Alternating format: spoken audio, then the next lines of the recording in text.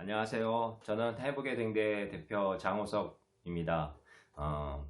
오늘 저는 가족 소통에 대한, 정신 건강에 대한, 가족 소통에 대한 이야기를 하려고 합니다. 먼저 저는 당신은 아파했던 만큼 행복할 수 있는 사람입니다라는 첫 번째 책과 회복의 증거라는 두 번째 책을 쓴 작가로서 정신건강의학과에서 8년간 사회복지사로 일을 하고 지금은 지역사회에서 심리상담사로 일을 하면서 강연을 하고 있습니다. 오늘 이렇게 충주에 있는 어울림센터에서 강의할 수 있는 기회를 주셔서 감사합니다. 네, 먼저 오늘 강의를 들어가겠습니다. 첫 번째 강의로는 가족에 대한 그 소통에 대한 부분을 같이 나누고자 하는데, 먼저 저의 이야기를 조금 먼저 하면서 가족관계에 대해서 이야기를 하려고 합니다. 저는 이제 첫 번째 책에서 당신은 아파했던 만큼 행복할 수 있는 사람입니다 라는 책을 쓰게 됐는데요. 저는 어린 시절에 가족 환경과 또 심리 사회적인 요인과 또 스트레스 요인들이 다 결부가 되어서 어린 시절부터 여러 관계성 속에서 어려움들이 있었습니다. 가족 관계에서 어릴 때부터 경험되었던 부분들이 의사소통의 부분에서 불통이 있고, 그리고 소통이 잘 되지 않고 또 나만의 생각에 갇히면서 그런 불통으로 인해서 병이 유발되었던 부분이 되게 많았던 것 같습니다. 그렇지만 질병을 통해서 회복 과정을 통해서 가면서 저를 이해하고 가족을 이해하면서 소통이 되어가면서 치유가 되었던 것 같은데요. 관계 회복을 통해서 감사가 회복되고, 감사를 통해서 건강한 마음과 긍정적인 생각으로 또 제가 움직이면서 그런 부분들이 차차 좋아져 갔던 것 같습니다. 그럼 가족 이야기를 하는 와중에 또 저의 질병에서 회복된 부분도 같이 나누면서 하겠습니다. 현대사회는 기계화되고 경쟁사회 구조 속에서 청년기나 학창시절부터 여러가지 스트레스와 그런 부분들로 인하고, 또 가족은 핵가족화 되면서 이웃과 단절되어서 살아가는 성 같은 존재로서 살아가는 세상이 되었습니다. 사람 사이에 감정의 교류가 없고 서로 별로 따로따로 이렇게 살아가고 핵가족화 되어서 살아가는데요. 정신질환 유병률은 25%에 해당되고 4명 중 1명의 성인이 걸릴 정도로 흔한 병인데도 불구하고 가족들이 시시하면서 또 사회가 그것에 대해서 편견과 선입견을 가짐으로 인해서 여러 가지 어려움, 이중고를 당하면서 살아가고 있는 당사자들입니다. 그런데 가장 중요한 것은 지피지기면 백전백승입니다. 적을 알고 나를 알면 백전백승한다는 얘기인데, 그거는 병을 알고 자신에 대해서 이해를 하면 자기 병을 회복할 수 있다는 그런 얘기입니다. 저는 어떻게 보면 심각한 정신질환을 겪었습니다. 양극성 장애의 일형으로 조증과 망상, 환청을 경험했는데요. 처음에는 조현병 진단을 받고 1년 정도를 지내고 그 CPZ 빨간 약을 500ml 이상 먹으면서 정말 시체와 같은 그 병원 20대 초반을 보냈었습니다. 약부작용을 5년 이상 겪었고, 정말 아침 시간이 12시까지 못 일어나는 그런 생활을 하면서 약의 부작용과 또 증상을 호소했었는데요. 그런 어려운 가운데서도 정말 가족들의 역할이 되게 중요했던 것 같습니다. 저는 작은 것에 걱정인 근심이 많았고, 고지식하고 경직되고 예민한 부분이 많았던 것 같습니다. 어떻게 보면 저희 어머니가 약간 신경과민이 있으셨고 노이로제적인 부분이 있었고, 아버지는 어떻게 보면 조금 욱하는 성격에 좀 다혈질적이고 조울기지 같이 뭔가를 하나를 하면 그 끝을 보는 그런 성격이었던 것 같습니다. 이 두 가지 조합, 부모님이 갖고 있는 어떤 기질을 물려받아서 제가 두 가지 면을 다 갖고 있었는데요. 불안장애와 조울기질, 그리고 강박증 같은 부분들도 제가 제 정서에는 많았었고, 또 저는 이렇게 예민한 아이였던 것 같습니다. 그래서 작은 것에서도 이렇게 뭔가 감정을 느끼고 불안해하면서도 쉽게 두려움을 겪고, 그런 부분들이 있었던 것 소원이 있었습니다. 그래서 어떻게 보면 이제 어릴 때부터 할아버지는 빨리 돌아가셨지만 그 할머니로부터 어릴 때 좀 키움을 받았고, 아버지 어머니가 또 열심히 또 일하시는 분이셔가지고 저하고 좀 이렇게 교류가 많지는 않았었는데, 할머니하고 어린 시절을 보냈었고, 할머니가 외국에 다시 이민 가시고 나서는 부모님과의 보냈는데, 아버지는 조금 이제 기분 변화가 많으셨고, 어머니는 좀 과잉보호 하시는 경향이 되게 많았었습니다. 그래서 이제 어머니하고 밀착이 많이 돼서 이제 조금 제가 의존적인 아이로 성장을 했던 것 같습니다.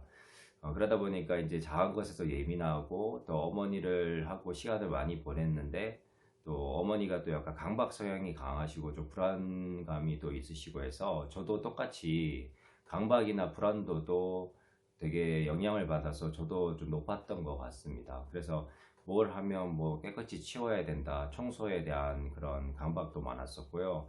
그 다음에 뭐 청결에 대한 거, 그리고 뭐 문 체크하고 불 체크하는 그런 거에 대해서도 조금 염려가 되게 많았던 어린 시절이었습니다. 그래서 가족의 영향을 받는 게 어떻게 보면 첫 번째 사회가 가족이기 때문에 가족으로부터 영향을 받는 게 가장 컸던 부분이었던 것 같습니다. 그러다가 이제 가정 환경적으로 어릴 때는 뭐 고모들도 우리 집에 와서 또 같이 또 지냈던 적도 있고 하면서 가족 간의 그 갈등이 일어나는 상황들이 많았던 것 같습니다. 할머니 뭐 고모네들 이렇게 하면서 부모님과의 갈등과 트러블이 있어서, 어렸을 때는 그런 가족 간의 갈등이 저의 갈등 요인이 되게 많이 돼서 우울감을 좀 느끼게 되고, 제가 잔병 치레를 많이 하면서 배도 아프고 코피도 나고 소화도 안 되고 소화 불량을 어릴 때부터 겪으면서 욕구 불만으로 인해서 계속 단 거를 찾고 이가 상하고 여러 가지 그런 문제들이 찾아오면서 가족 관계에서 조금 트러블과 그런 심리적 압박이 좀 많았던 것 같습니다. 물론 모든 정신질환이 가족 문제는 절대 아닙니다. 예, 여러 가지 기질적인 요인과 환경의 스트레스도 있고 자신이 어떻게 대처하느냐에 따라서 그것이 달라질 수 있는데,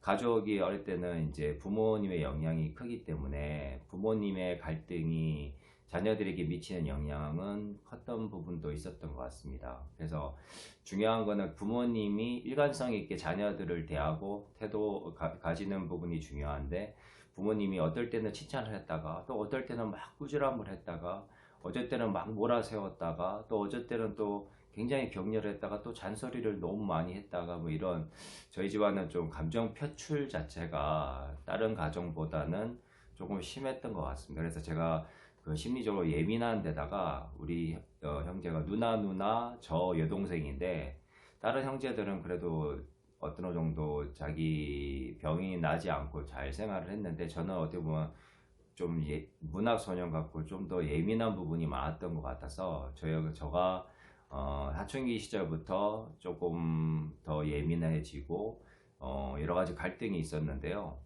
그 부분은 어떻게 보면 학창 시절에 또 경험되었던, 또 두 번째 사회인 학창 시절에서 학교 생활을 하면서 학교 성적이나 시험 같은데 너무 이제 불안도가 높았고, 그리고 시험이 치게 되면 시험 공포증이나 또 여러 가지 그 공황장애, 공황 발작 같은 것들도 같이 오게 됐습니다. 그래서 너무나 성적 같은데 스트레스를 받고, 또 그리고 공부는 곧잘 해서 제가 뭐 우등생으로 뭐 10등이나 5등 안에는 들기는 했는데, 그래도 더 아버지의 기대치가 높았고, 또 여러 가지 저도 공부를 잘하고 싶었는데 그런 거에 대한 스트레스도 되게 컸고, 또 친구 관계에서도 이렇게 잘 어울리고 싶었는데 또 또래 집단에 어울리다 보니까 내가 뭔가 더 잘 지내고 싶은 기대치가 높았는데 그게 마음대로 되지 않으니까 마음을 되게 졸이면서 스트레스를 받는, 쉽게 스트레스에 취약한 부분들을 가지고 있는 부분이 있었습니다. 예민하면서도 좀 소심하기도 하고, 또 자기에 또 집중되어 있으면서도 양심이 또 곧고해서 융통성이 많이 없었던 청소년 시절을 보냈습니다. 그래서 어떻게 보면 내 세계 안에 갇혀 있다 그럴까요? 그리고 또 가족들한테는 또 굉장히 예의 바르고 또 이렇게 이제 조용한 그런 아이로 또 성장을 했는데, 실제 학교 생활에서는 좀 유별나고 별난 조금 그런 부분도 있었는데, 이게 좀 매치가 안 되면서 부모님 눈치도 많이 보고 또 친구들 관계에서도 조금 그런 여러 가지 그런 일들이 있었습니다. 그리고 고등학교 올라가서는 학교 폭력을 경험해서 어떤 아이랑 싸움을 하게 되면서 집단으로 이렇게 폭력을 당하는 그런 사건이 있었고, 그다음 학교 선생님한테 그 수업 시간에 뭐를 먹다가 걸려가지고 뺨을 한 15대 가까이 맞는 그런 사고가 있었습니다. 그러면서 이제 그런 상처들과 그런 여러 가지 가정 환경 속에서 경험되었던 그런 경험들이 믹서가 되면서 18살 때부터 대인공포증이 찾아오고, 또 친구들 앞에 쓰면서 여러 가지 불안장애 같이 대인공포증이 또 왔었습니다. 그러면서 사람들을 의식하게 되고, 애들이 나에게 뭐라고 하지 않을까, 수군되지 않을까, 그리고 뭐 나를 욕하지 않을까, 이런 생각에 계속 사로잡히면서 여러 가지 갈등을 많이 경험했는데요. 사람들을 많이 의식하는 가운데 또 남을 의식하면서 제가 저 자신에게 집중하다 보니까 성장하지 못하고, 또 가족들의 기대치에 또 부응하지 못하는 걸로 스스로 좌절하고, 또 여러 가지 스트레스를 받는 와중에 이제 우울증으로 조금 유발되게 됐습니다. 그래서 이제 그런 여러 가지 일련된 사건과 제 기질적인 취약성으로 인해서 우울증이 찾아오면서 이제 공부가 안 되고 성적이 뚝뚝 떨어지면서 학교에서 이제 적응하기 힘든 상황으로 되면서 근근히 고등학교를 졸업하긴 했는데, 이렇게 감정의 기복이 커지면서 슬픈 감정과 소외된 감정들이 찾아왔는데, 그러면서 이제 수면이 정말 잠이 잘 안 오는 거예요. 그리고 생각이 계속 부정적으로 맴돌고, 과거에 상처받았던 거, 부모님부터 꾸중받았던 거, 또 친구들하고 갈등이 있었던 생각들이 계속 맴돌면서 수면 박탈과 불안정성, 충동성, 들뜬 기분 같이 이렇게 그렇게 기분이 더 비약되는 또 부분도 생기면서 점점 불안한 상태가 됐습니다. 그러면서 이제 20살에 이제 도로공사에서 대학을 떨어지고 이제 도로공사에 들어가서 일을 하는데, 상사가 너무 욕을 하면서 저한테 일을 시키는 거예요. 처음에는 참고 참다가 나중에는 제가 그 스트레스를 참지 못하고 폭발을 했습니다. 그래서 그 상사하고 싸우면서 정신이 반쯤 나가면서 내가 특별한 존재가 된 것 같은 생각이 들면서 이상한 행동을 하게 됐는데, 그때 이제 발병을 하면서 조현증 진단을 받게 됐습니다. 그러면서 집안에 있는 뭐 집기를 부시고 가족들하고 트러블이 나면서 119가 출동하고, 그리고 병원에 강제 입원되면서 그때 이제 20살에 이제 첫 입원을 하게 됐습니다. 그래서 3번의 재활과 2년간의 병원 생활을 통해서 굉장히 어려운 경험들을 많이 하게 됐는데요. 병원에서 평생 살 것 같은 그런 두려움과 공포, 그리고 가족들이 나를 버리지 않을까, 그리고 가족들이 나를 포기해서 병원에서 평생 못 나오게 하지 않을까라는 그런 공포도 있었고, 내가 어떤 상태인지를 잘 자각할 수 없는 그런 상태에 있었습니다. 그렇지만 시간이 지나면서 차차 그 안에서도 그 병원 안에도 하나의 사회였고, 거기서 이제 교육 같은 것들을 받아가면서 내가 병이 있는 건가 이렇게 생각도 하게 되면서 이제 병원 생활을 하고, 또 한 달 만에 나왔는데 안정이 안 된 상태에서 나와서 다시 집안을 박살을 내고 또 갈등을 겪으면서 다시 이제 또 재입원을 하게 됐습니다. 그래서 또 병원을 한 또 5개월, 6개월 더 있게 되면서, 그리고 두 번째 퇴원을 했는데, 나와가지고는 정말 어떻게 살아야 될지 모르겠더라고요. 그래서 여러 가지 어려움과 스트레스 속에 있었는데, 가족들이 그 당시로도 어떻게 할 줄을 모르고, 가족들이 저한테 전전긍긍하면서 도리어 저를 겁내하거나 무서워하거나 또 걱정해 하면서도 불안해하는 가족들의 모습을 볼 수가 있었습니다. 근데 그 당시로 부모님이 너무나 놀라운 그런 상황과 또 사건을 경험하다 보니까 너무나 놀라셨기 때문에 가족들도 안정이 필요했었고 누군가의 도움이 필요했는데, 그 당시로는 1994년도 시대여서 정신보호법이 생기기 전이었고 가족협회도 아이도 생기기 전이다 보니까 도움을 받지 못했는데, 제가 이제 3번째 입원을 하게 된 게 거의 1살 지나가지고 이제 또 한 번 더 입원을 하게 되면서 세 번째 입원, 마지막 입원을 하게 됩니다. 그때 이제 제가 논스톱으로 병원 3개를 옮기면서 1년 3개월을 입원을 했었습니다.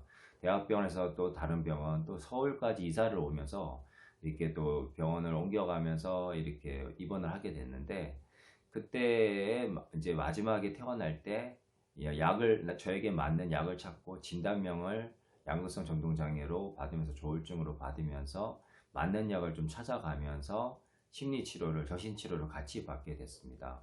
그 와중에 이제 차차 안정이 되어 가면서 자리를 잡고, 또 저의 그런 치료가 그때부터 시작됐고, 그 당시로는 가족협회가 있었습니다. 그래서 부모님이 가족협회에 가서 도움을 받으면서 과거에 불안에 떨며 저를 걱정했던 부분이 아니라 저를 조금씩 이제 지지해주는 방법이 뭐고, 또 아들이 원하는 것을 조금 배려해주고 공감해주는 쪽으로, 그전에는 저희 부모님께서 뭔가 지시하거나 명령하는 게 아버지의 어떤, 군대에서 아버지가 인생이 바뀌었기 때문에 그런 말투를 많이 썼고, 이렇게 아들에 대해서도 이렇게 뭐 시키는 걸 하게끔 이렇게 하셨는데, 가족협회에 가셔서 또 아버지 어머니가 교육을 받고 나시고 나서는 조금 이렇게 저를 이렇게 좀 자율적으로 조금 지켜봐주고, 좀 제가 어떤 저의만의 시간을 좀 허락해 주시면서 좀 대하는 태도가 좀 달라지셨습니다. 그래서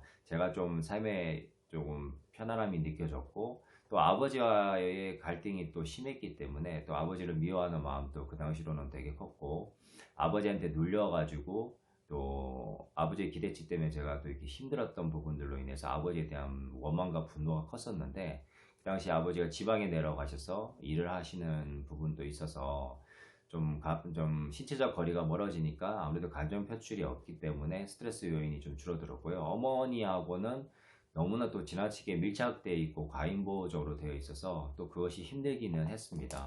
그렇지만 이제 차차 어머니하고 의사소통하는 방법을 키우고, 처음에는 어머니도 여러 가지 실수를 많이 하셨죠.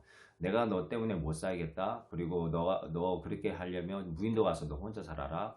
그리고 너하고는 도저히 살지 못하겠다. 이렇게 부정적인 말을 많이 쏟아내셨는데, 이제 가족 교육을 받고 어떻게 보니까 아들에 대해서 또 이제 불쌍히 여기는 생각도 들고, 또 본인이 제가 힘들어하는 부분이 무엇인지를 좀 병에 대해서도 배우면서 이렇게 막 푸념하기보다는 아들아 네가 얼마나 힘들겠니, 오늘도 수고했다, 고생했다 하면서 칭찬을 하고 공감을 하고 도닥거리는 부분들이 있었습니다.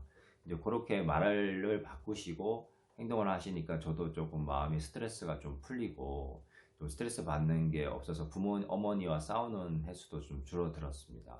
또 형제들도 가족 교육을 조금씩 받았었고요. 그래서 이제 그런 부분들이 있었고, 또 저의 관점에서 남이 나를 어떻게 생각할까? 나는 혼자야. 나는 뭐 인정받지 못해. 또 사람들이 수군수군데, 이렇게 염려하고 그런 걱정하는 부분들이 피해 의식이 또 심해져서 피해망상이 되고, 또 이제 과대 사고가 커져서 과대망상이 되고, 이런 양쪽 날개의 그런 망상 환청들이 있었는데요. 그런 것들이 약물 치료를 잘 받으면서 좀 감소 해로를 했었고, 또 저를 학대하는 습관들이나 자학하는 습관들이 되게 많았었는데요. 그것을 바꾸기 위해서 저는 이제 뭐 누나가 사주는 저 책, 자기 조학이라는 책이나, 또 정신분열병을 극복하는 법, 그 당시로는 조현병자는 정신분열병이었기 때문에 그런 책들을 계속 보게 되면서 스스로 공부를 하고, 또 국립서울정신건강센터가 이제 옛날은 국립서울병원이었는데, 거기에 납병동을 다니면서 마지막 입원 때 약물 교육이나 스트레스 관리 교육, 정신건강 교육을 받게 됩니다. 그러면서 이제 제 병을 관리하는 법을 배우게 되고, 심리치료를 그 의국에서 정신과에서 선생님한테 3년 정도를 받게 되면서 저 자신에 대한 이해와 그리고 병에 대한 그 관리하는 법들을 조금씩 배워가게 됩니다. 그래서 내가 일어나는 이 망상의 그런 잔재들이 뭐고, 환청으로 나타났던 것들이 무엇인지 그때는 이해할 수가 없었지만, 차차 자신을 살펴보면서 나의 그런 내 마음의 또 다른 소리와 아픔을 호소했던 그런 또 다른 나의 방법이었구나, 그런 것도 배우게 됐고요. 환상 속에 있는 그대였지만 내가 얼마나 힘들고 고통스러웠으면 그런 환상 속으로 도피를 해서 그 안에서 주인공이 돼서 나의 자신을 대면하고 싶지 않았을까. 이제 그런 것도 차차 이해가 되면서 내 마음속에 우월감이 곧 열등감이고 열등감이 곧 우월감이었기 때문에 그런 부분들을 이해하게 되면서 제 자신을 좀 더 살펴보게 됩니다. 내 마음속에 있는 우울감, 소외감, 그리고 열등감 같은 것들이 이런 나르시시즘을 만들고 자아도취로 가서 과대망상이나 또 과대망상이 있으니까 피해망상도 같이 올라오면서 여러 가지 질병을 일으켰던 요인이 되지 않았을까. 그리고 망상이라는 것은 중독성이 있어서 알코올 중독이나 뭐 도박 중독 같이 계속 빠지려고 하는 경향이 있습니다. 원치 않는 생각에 빠짐으로 인해서 현실을 도피하고 그 안에서 안식을 찾으려고 하는데 그것은 현실이 아닙니다. 그래서 처음에는 망상에 속고 환청에 속아서 계속 저 자신을 상태를 알 수가 없고 뭐 나는 신적 존재다, 신의 아들이다, 나는 특별한 존재다 하면서 계속 이상한 행동을 하게 되고 또 이상한 환청을 따라서 행동을 하다가 교통사고가 나서 죽을 뻔한 적도 있었고 여러 가지 그런 증상으로 인해서 되게 힘들었지만 적절한 약물 치료를 통해서 환청망상이 거의 줄어들거나 감소했고 그리고 이제 남은 부분들은 생활 관리와 수면, 식사, 운동, 규칙적인 생활을 통해서 또 차차 해나가면서 제가 약물로서 그 여러 가지 잡혀가면서 또 심리 치료를 받고 또 공동체를 통해서 멘토들을 만남으로 인해서 솔직한 대화를 하면서 제가 저 상태를 알아가게 되었습니다. 그래서 도움을 받게 되었고요. 정말 이 환청과 망상이 있을 때는 가족들도 아무리 설득하려고 해도 설득이 되지 않습니다. 그래서 환청 망상이 심할 때는 가족들이 설득하기보다는 잘 그냥 마음적으로 힘든 부분만 공감을 해주고 외래 치료나 입원 치료를 할 수 있도록 빨리 조처를 취해주거나 만약에 입원을 하지 않고 보낼 수 있으면 약물을 증량을 해서 그 당시의 상태를 잘 설득을 하고 또 공감을 해줘서 환청에 맞고 틀림을 얘기하는 것이 아니라 그 마음의 힘든 정도를 알아주고 외래치료나 입원치료를 권유해서 도와주는 것이 더 도움이 되니까 절대 당사자가 환청망상으로 이상한 말을 한다고 해서 계속 설득을 하려고 하는 것은 좋은 방법이 아닙니다.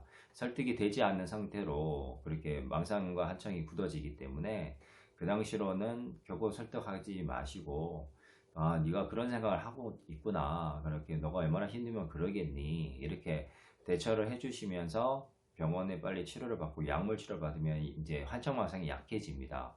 환청망상이 약해지고 치료가 좀 잘 되면 내가 환청인지 만상인지 또 이것이 망상인지 현실인지 그게 약간 헷갈릴 때가 옵니다. 그때는 그 가족 입장이나 뭐 치료진 입장에서 현실에 맞는 적절한 얘기를 해주면 그때는 알아듣게 됩니다. 그때는 병식이 생길 수 있는 타이밍이기 때문에 그 타이밍을 잡는 것이 되게 중요합니다. 그래서 내 불균형 상태가 됐을 때는 일단 약물 치료가 첫 번째라는 부분을 얘기해 보고 싶고요. 그리고 이제 당사자로서 해야 될 일이 있고 가족으로서 해야 될 일이 있는데 당사자로서는 치료 의지와 회복 의지를 가져야 되는데 그러기 위해서는 가족의 역할이 되게 중요합니다. 저는 이제 처음에 병원에 나와서 제 스스로 뭔가 할 수 있는 것이 아무것도 없더라고요. 약부작용으로 난 12시가 넘어서 일어나게 되고 거의 무기력하고 아침에는 거의 시체같이 누워 있었습니다. 그러니까 어머니가 억지로 잠을 깨워서 우리 물들어 가자, 등산 가자 해서 뒷산을 다니기를 했는데 30분, 1시간을 걸어 올라가는데 목이 타고 시피제트 빨간 약을 500원 먹으니까 정신이 하나도 없으면서 반을 눈을 감고 올라가면서도 하여튼 어떻게 올라갔는데 올라가면서도 목이 얼마나 매는지 헛구역질이 날 정도로 정말 힘들고 어려운 시간이었습니다. 그때 어머니가 아들아 너가 이거를 잘 이겨나야지 너가 병을 이겨나갈 수 있고 그래야지 네가 건강하고 행복한 인생을 살아갈 수 있단다 라면서 계속 격려를 하시면서 등산을 하게 됐고 제가 하루 이틀 3일 또 한 달 3개월 6개월을 가면서 어머니랑 6개월 동안 등산을 계속 다니게 됐습니다. 그러고 나서 1시간 2시간씩 물을 떠오면서 또 물을 먹어가면서 생수를 들고 가면서 이렇게 마시면서 가게 됐고 그러면서 이제 등산을 규칙적으로 할 수 있게 됐습니다. 그러니까 이제 조금 늦게 일어나더라도 산책을 가고 등산을 가서 어머니 손잡고 올라가서 물을 떠가지고 내려오는 게 하루 일과였습니다. 하는 일도 없고 뭐 아무것도 일을 할 수 있는 상태가 아니었기 때문에 일단 그렇게 규칙적으로 생활을 할 수 있는 패턴을 만들기 위해서 어머니가 끌어주시고 도와주셨던 그런 부분들이 있었습니다. 그래서 가족의 역할이 되게 중요한데요. 가족들이 격려하고 공감하면 자녀와 당사자들은 부모의 말을 듣게 되어 있습니다. 그래서 부모가 어떤 태도를 가지고 자녀에게 진심을 보여주느냐, 그리고 따뜻한 말 한마디와 격려가 당사자를 살릴 수가 있습니다. 당사자가 불과 같은 상태가 되더라도 가족이 물과 같은 상태로 그것을 식혀줄 수 있는 마음의 어떤 여유와 공감과 지지와 경청을 해주면 당사자는 불의 상태에서 물의 상태로 돌아오고 또 마음의 평온한 상태로 돌아갈 수가 있습니다. 그래서 가족의 역할이 얼마나 중요한가. 가족이 뭐 이렇게 작은 것에 미동하는 것이 아니라, 그리고 가족 당사자한테 계속 끌려다니는 것이 아니라, 가족 당사자의 역할을 다 해준다고 해서 좋은 가족이 아니거든요. 때로는 강한 의지와 사랑을 가지고 자기 자리에서 가족들이 자기 위치의 삶을 살아가야 되고, 가족이 너무 당사자에게 이렇게 목을 매거나 너무 이렇게 밀착되어 있어 가지고 같이 힘들어하게 되면 같이 병들게 되어 있습니다.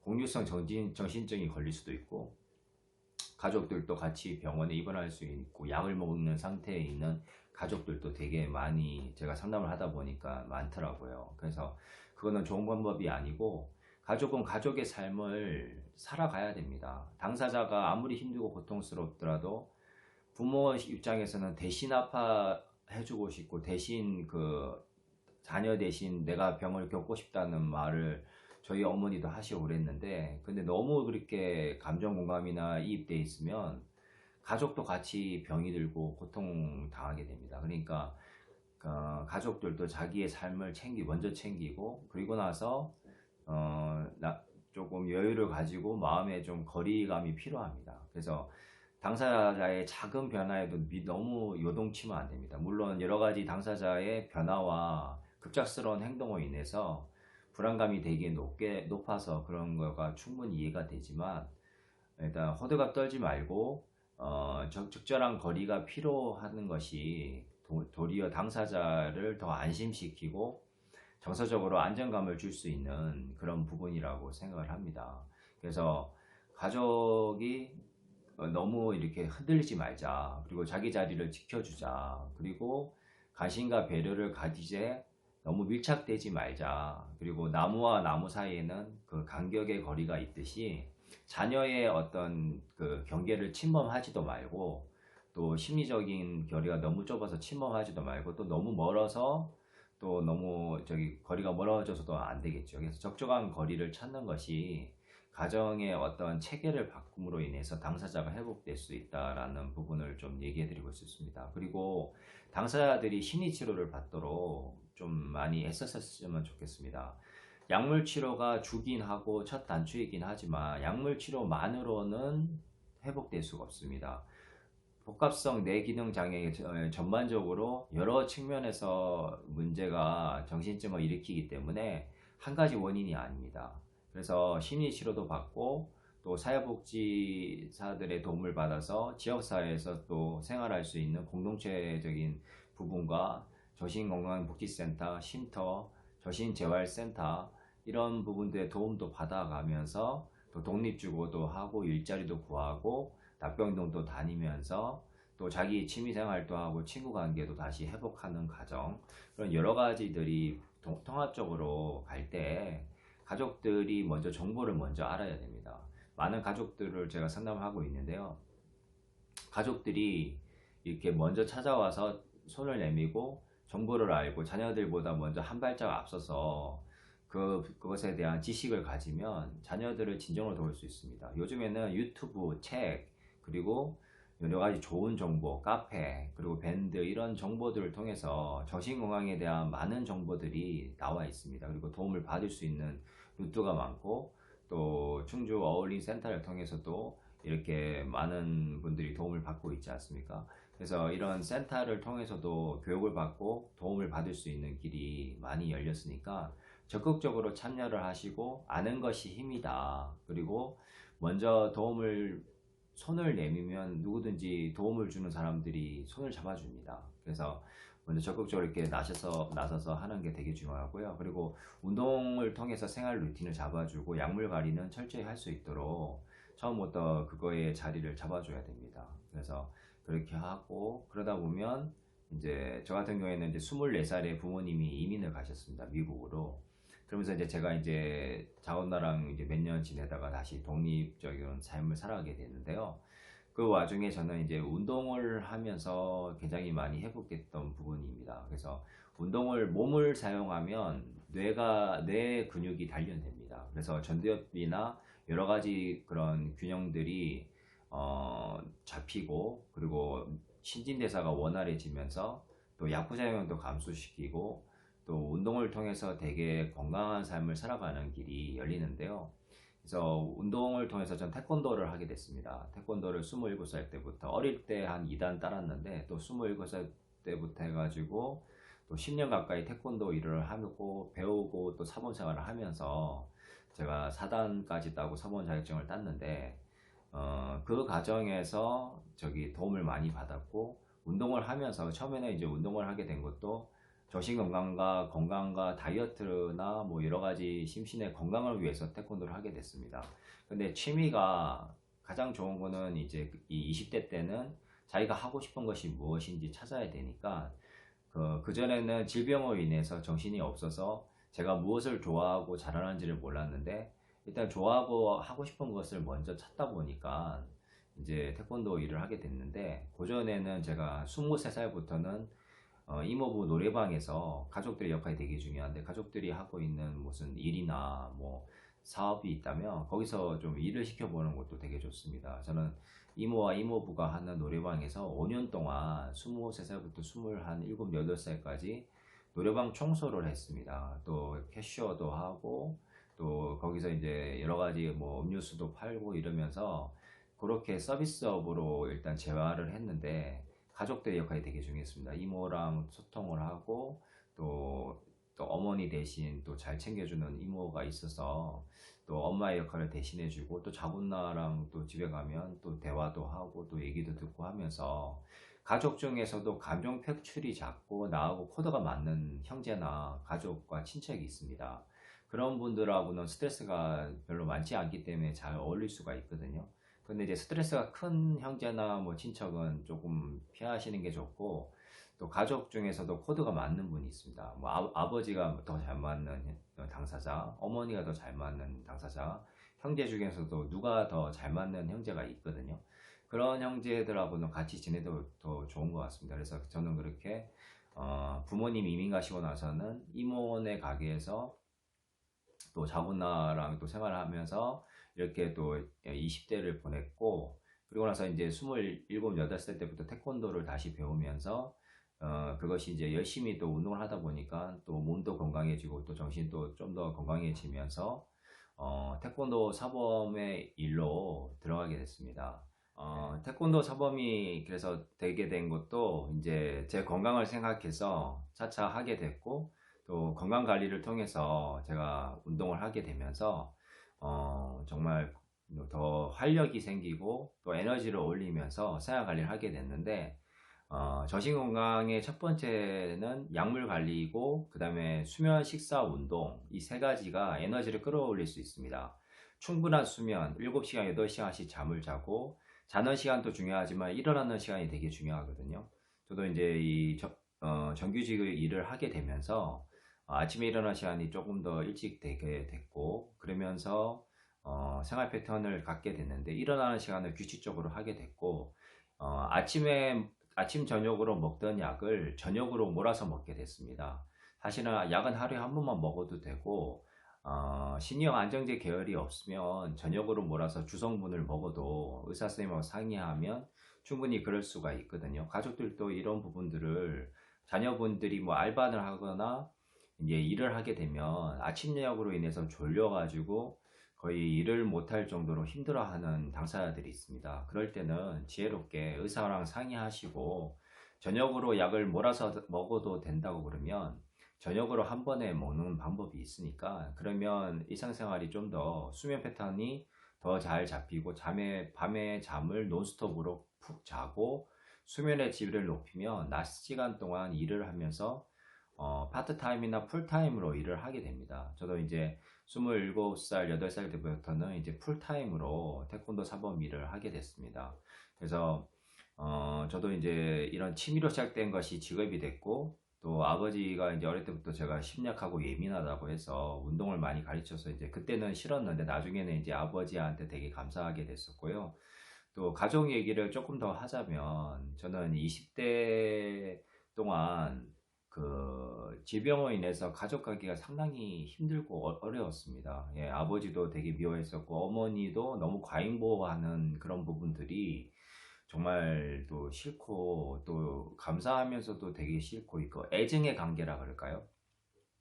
부모님을 생각하면 너무 사랑하지만 또 너무 막 싫고 미운 감정들이 동시에 드는 양가 감정들이 들었습니다. 그것을 어떻게 해소하나 될까 하니까 저는 좋은 상담사나 의사 선생님들을 만나서 저의 속 얘기를 되게 많이 진솔하게 했습니다. 내가 이러이러한 감정이 있고 이러이러하게 너무 마음이 힘들었고 또 부모님과의 갈등에서 제가 너무 힘들었습니다. 이런 얘기를 부모님께는 바로 하면 또 부모님도 고통스럽고 저도 괴롭기 때문에 제3자인 상담사한테 가족 이야기를 하면서 그 가족 안에서 제가 표현하지 못했던 감정 그리고 고통 겪었던 감정들을 솔직하게 표출함으로 인해서 가정 관계에서 화해와 용서의 과정이 20대 때 일어났습니다. 그 과정에는 제가 20대 초반에부터 중반까지는 부모님을 너무 미워하면서 아버지하고 크게 몸싸움을 하다가 저기 집안을 박살낸 적도 있었고 여러 가지 그런 갈등 상황들이 되게 많이 벌어졌고 또 어머니가 막 잔소리가 너무 심하셔서 그것을 못 참고 제가 폭발을 해서 또 집안 짓기를 부시고 이랬던 적도 있었기 때문에 부모님도 너무 놀란 가슴에 힘들었지만 중요한 거는 저도 이런 병에 대한 지식과 공부를 했고 또 우리 부모님은 가족 교육을 통해서 태도가 바뀜으로 인해서 갈등 상황이 감소되게 됐던 가장 중요한 열쇠가 됐던 것 같습니다. 서로가 서로를 먼저 이해하고 한 발자국 물러나서 용서하는 마음을 갖는 것이 또 긍휼히 여기는 마음을 갖는 것이 가족 관계 회복을 가져왔던 것 같습니다. 그래서 일단 저는 이제 상담 치료를 통해서 제 마음속에 원망과 불평과 불안 그런 과거에 대한 그런 아픔과 상처들을 많이 해소를 했고요. 그러면서 저 자신을 살펴보니까 우리 아버지 어머니의 인생은 저보다 더 힘들고 고통스러운 인생을 사셨더라고요.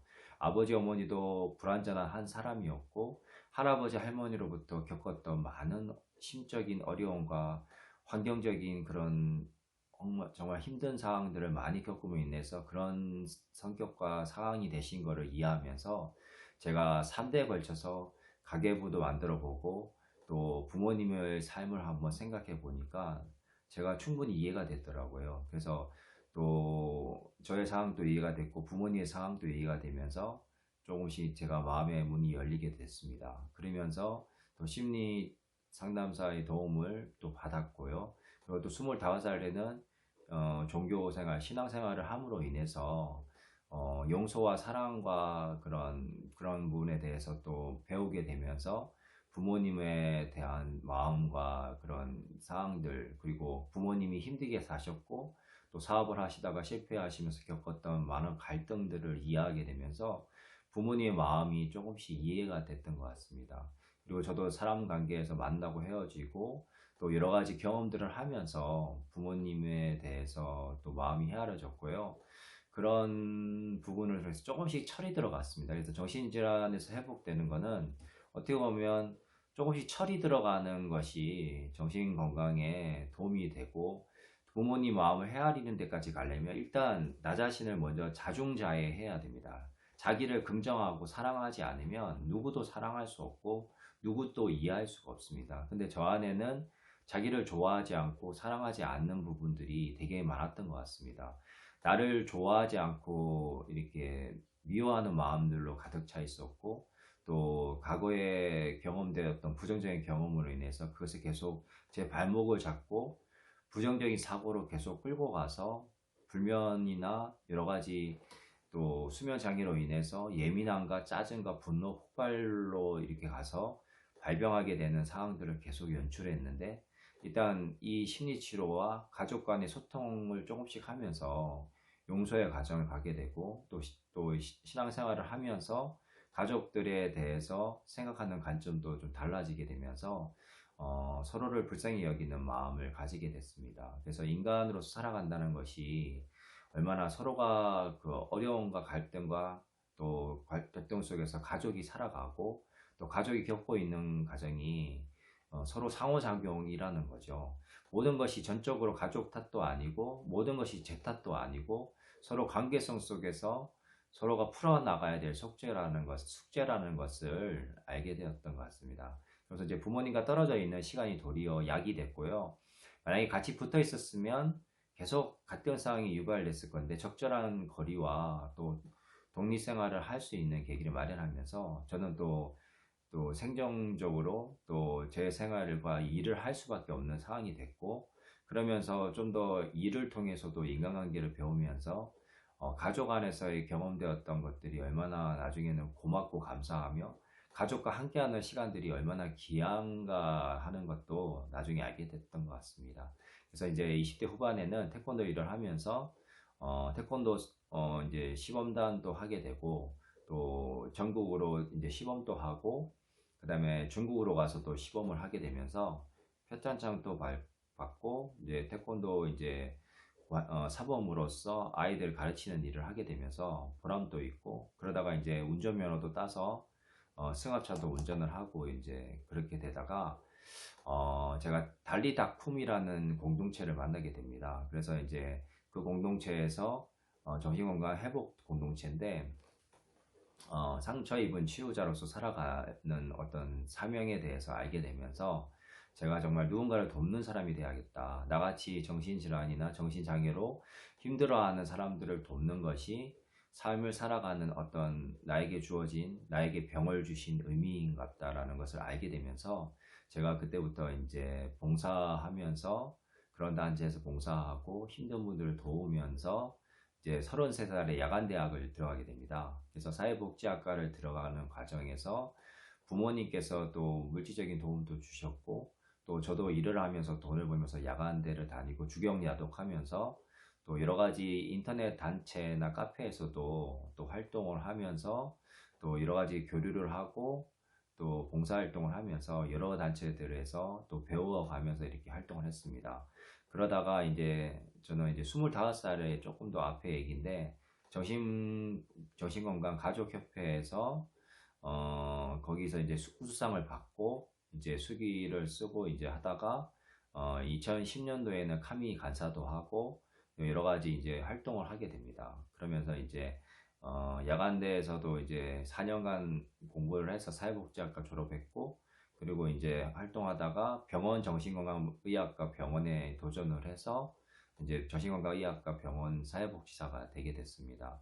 물론 저의 병을 알리지는 않았지만 이 상처 입은 치유자로 살아가는 것이 저의 사명이라 생각하고 그렇게 시작을 해서 10년 가까이 이제 30대 중후반부터 한 2년 전까지 이제 병원 일을 하게 되는데요. 그래서 10년 가까이 하게 됐습니다. 그래서 과거에는 시체같이 병원에 누워서 일어나지도 못하고 거의 뭐 3, 4개월 동안 한 21시간, 하루에 21시간씩 누워 있었던 적도 있었거든요. 그래서 가족들이 너무 마음을 아파하고 힘들어하고 또 찾아와서 그랬는데, 그렇게 죽어가던 영혼이 가족 관계가 회복되고 또 저의 의지가 조금씩 살아나고 이러면서 다시 살아갈 소망과 희망이 생겼던 것 같습니다. 그래서 저의 인생을 다시 살아갈 수 있는 그런 인생에 다시 새 출발이 됐고요.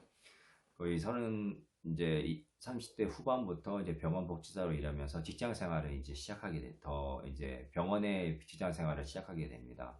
일단 약가 심리 치료가 굉장히 도움이 많이 되어서 또 이 부분들로 인해서 또 이제 병원 일까지 연결이 되면서 이제 자생력이 생기고 직장에 이제 적응해가는 부분이 필요한데 어느 공동체나 적응을 하려면 거기 안에서의 어떤 구조적인 부분이나 인간관계에 대해서 적응해 나가야 되죠.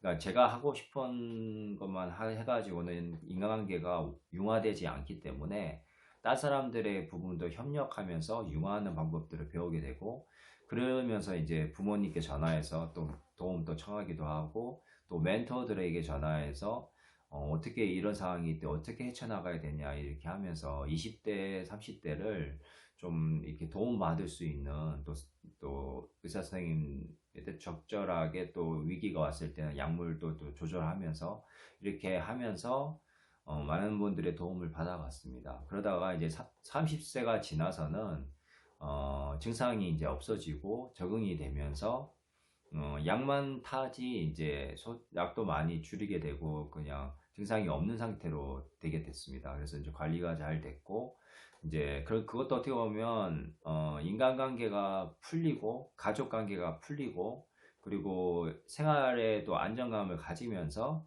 이제 그런 부분이 되었던 것 같고요. 그리고 이제 제가 좀 눈치가 그렇게 많지 않는 편이었는데 직장생활 하면서 이 사람 저 사람 겪고 하면서 눈물도 많이 쏟아보고 많은 어려움들이 있었지만 그러면서 이제 제가 주어진 일을 성실히 하고 약속 시간 잘 지키고 또 뒷정리하고 그다음에 뭐 좀 더 잘해야 될 부분을 보완해서 기록을 하고 그러다 보니까 사회생활을 조금씩 더 잘 하게 됐습니다. 그래서 이제 항상 직장 들어가서는 3개월, 6개월, 1년 동안은 잘 또 버텨야 되잖아요. 그러다 보니까 이제 여러 가지 어려움이 있었지만 그 고비고비 넘어가면서 적응하게 됐고 이제 직장에서도 이제 자리매김을 할 수 있는 부분들이 되었던 것 같습니다.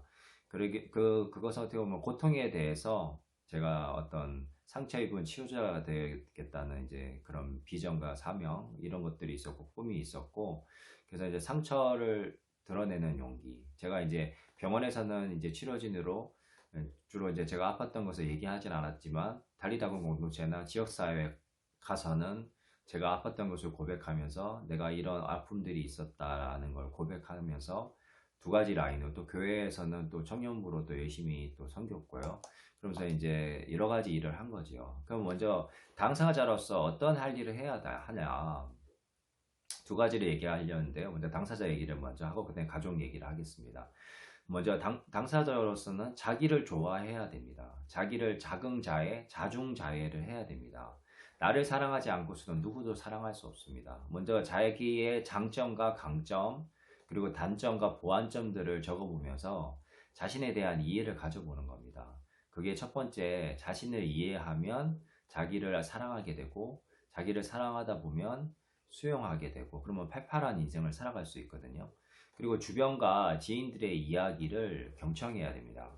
그러니까 자기 고집을 너무 세게 가지면 다른 사람 얘기를 듣지 않잖아요. 그러면 발전이 되지 않고 변화하지 않아서 정체되다가 고인물같이 돼서 도태되게 되어 있습니다.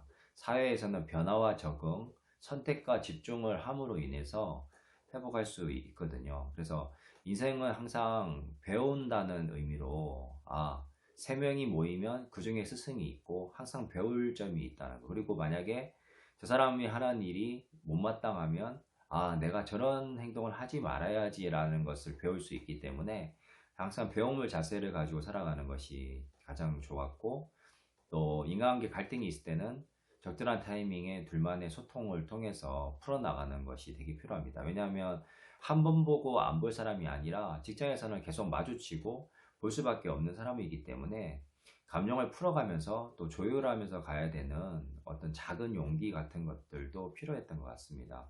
그래서 기본기에 충실하자. 기본기는 아까 말한 것 같이 수면, 식사, 운동, 약 관리, 운동, 규칙적인 생활 패턴을 갖는 거. 같은 시간에 일어나는 거. 뭐 이런 기본적인 것이 돼야지 신체 건강이 될 때 또 정신 건강이 되고 정신 건강이 될 때 뇌가 건강해집니다. 그리고 술, 담배 같은 부정적인 음식은 대체로 안 먹는 게 좋습니다. 제가 22살, 이제 3살 마지막 입원인데 그때 마지막 입원할 때 술과 담배를 하다가 재발을 하는 바람에 다시는 이제 좋지 않는 걸 하지 말아야겠다 해서 그때 이제 금연과 금주를 하고 지금까지 이제 약을 안 먹고 생활을 하고 있습니다. 그래서 이제 병원 외래는 착실히 다니면서 혹시나 기분 변화나 수면 변화에 이상이 있을 때는 약을 증량해서 이렇게 약을 추가해서 먹고 또 이렇게 의사 선생님에게 솔직하게 얘기하는 게 좋습니다. 보통 외래를 갈 때 의사 선생님 처음에는 그 가족의 역할이 되게 중요한데 어머니가 처음에 이제 외래 갈 때 같이 가줬습니다. 그래서 뒷자리에 앉아서 제가 어떤 말을 하는지 얘기하다가 의사 선생님한테 더 가족 입장에서 얘기를 해주고 이렇게 나왔거든요. 당사자가 자기의 상태를 잘 모를 때는 가족이 동행을 해서 외래를 같이 가주는 것도 약물 조절에 도움이 되고 또 정확히 판단할 수 있는 잣대가 되기 때문에 도움이 되고 그다음부터 이제 상태가 괜찮거나 증상이 이제 없을 때는 당사자 혼자 가는 것도 괜찮습니다. 그래서 요령껏 가족이 이제 외래에 갈 때도 이제 좀 도움을 줘야 되고 가족의 역할이 되게 중요하거든요. 그래서 평소에 당사자하고 잘 지내는 것이 이런 모든 것을 할 수 있게 됩니다. 대부분 당사자와의 관계가 좋지가 않아서 정말 도움이 필요할 때 가족들이 도움이 안 되는 경우가 있습니다. 그건 어떻게 보면 당사자 가족이 평소에 갈등 상황이 너무 크기 때문에 당사자가 가족을 거부하는 경우도 많이 있거든요. 그리고 그렇게 되면 입원 치료도 힘들어지고 도움이 필요할 때 가족이 역할을 못 해주는 상황이 됩니다. 그러니까 평소에 의사소통의 변화와 가족이 당사자가 생각할 때 우리 가족은 나를 돕는 사람이다. 병원을 시킬 때도 병원에 입원을 시킬 때도 나를 쉬게 하고 또 치료받게 하기 위해서 가족이 하구나 이런 긍정적인 입장이 되기 위해서는 평소에 가족이 당사자를 대하는 태도가 더 인격적이고 더 배려하고 소통하는 쪽으로 가야 되지 않을까 싶습니다. 그리고 당사자가 사회복 정신건강복지센터나 정신재활시설을 이용하는 것이 정말 유익하기 때문에 이런 이용시설이나 주거시설들, 공동생활가정, 그룹홈 같은 것들도 같이 이용하면서 여러 가지 이제 재활의 단계를 같이 걸어가면 되게 좋다고 생각합니다. 그리고 스트레스 해소법, 자기만의 스트레스 해소법이 있어야 됩니다. 저 같은 경우에는 운동, 음악 듣기, 음악 감상, 그 다음에 또 글쓰기, 그 다음에 또 산책하기, 자전거 타기, 그리고 뭐 댄스, 태권도, 그리고 또 수영, 뭐 여러 가지를 갖고 있습니다. 그러니까 혼자 할 수 있는 운동, 그리고 같이 할 수 있는 운동, 여러 가지 측면을 같이 해놓으면 되게 유익을 하거든요. 그래서 각 자기만이 뭔가 했을 때 이게 마음이 시원하고 잘 풀리는 그런 부분이 있을 수가 있습니다. 그런 자기만의 스트레스 해소법은 다 다르거든요. 만약에 자기가 어떤 걸 했을 때 기분이 좋거나 또 편안하거나 물론 뭐 나쁜 쪽에 그런 것을 하라는 것이 아니라 건전하게 풀 수 있는 방법을 찾는 것이 되게 좋습니다. 뭐 유튜브나 좋은 글을 보거나 아니면 뭐 TV에 뭐 재밌는 프로도 물론 볼 수도 있고 자기가 좋아하는 취미들을 뭐 해서 취미 활동하는 것도 되게 좋은 것 같습니다.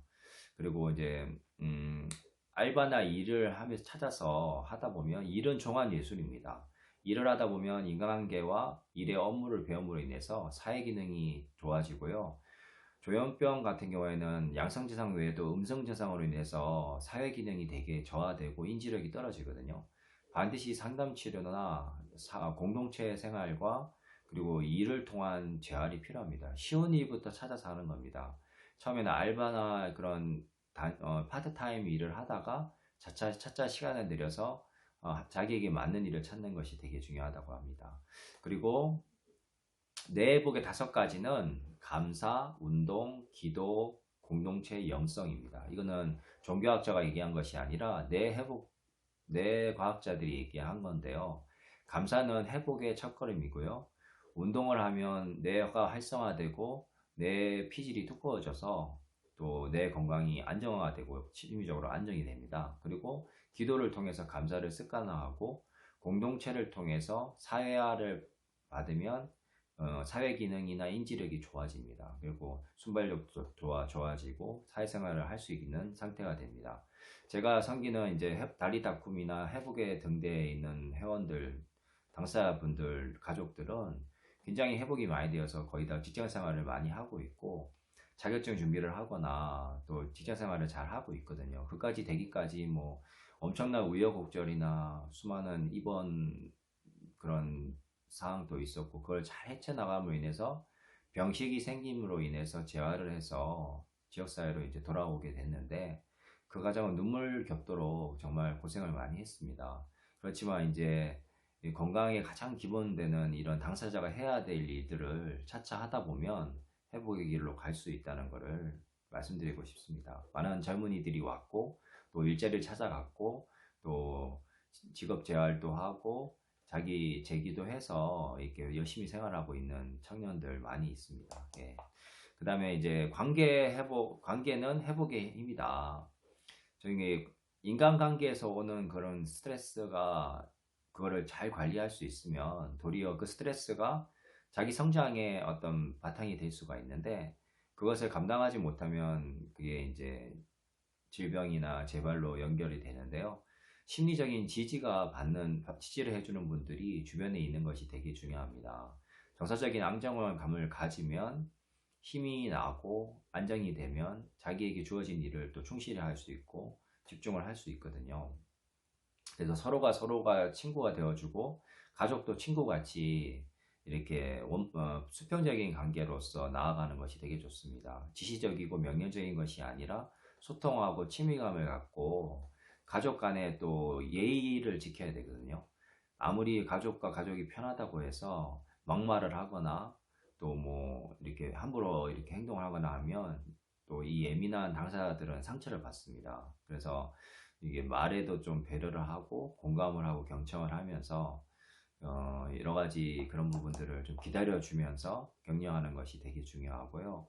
공동체를 통해서 이제 회복해 나가고, 또 당사자들이 좀 부적절한 표현을 하더라도, 아, 네가 지금 힘들어서 그렇구나, 증상 때문이구나, 또 약을 부작용 때문이구나, 컨디션이 좋지 않구나 하면서 여러 가지 측면으로 보는 것이 가장 좋은 부분인 것 같습니다.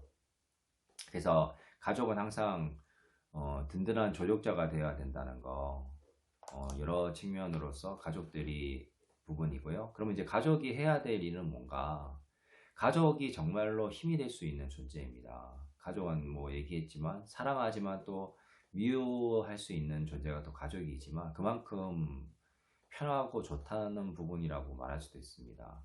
그럼 가족이 편안하고 좋은 사람으로 남아있기 위해서는 소통과 서로에 대한 이해와 공감이 필요합니다. 가족이 지시하고 명령하면 당사자들은 위축이 되고 자신감을 잃어가고, 그 다음에 자기가 할 말을 못하게 됩니다. 그리고 예민하고 양심이 곱기 때문에 자기 세계 안으로 들어가면 이제 환청망상으로 들어가서 또 은둔형 외톨이 같이 집 밖에 안 나오고 문을 안 열고 집안에만 있는 그런 많은 청년들도 있거든요. 그거는 이제 어떻게 보면 가족의 역할이 되게 중요하다고 생각합니다. 가족들이 열린 마음으로 자녀들에게 필요한 것을 공급해 주는 것도 중요하지만, 심리적으로 안정감을 주면서 대화하고 소통하는 것도 되게 중요합니다.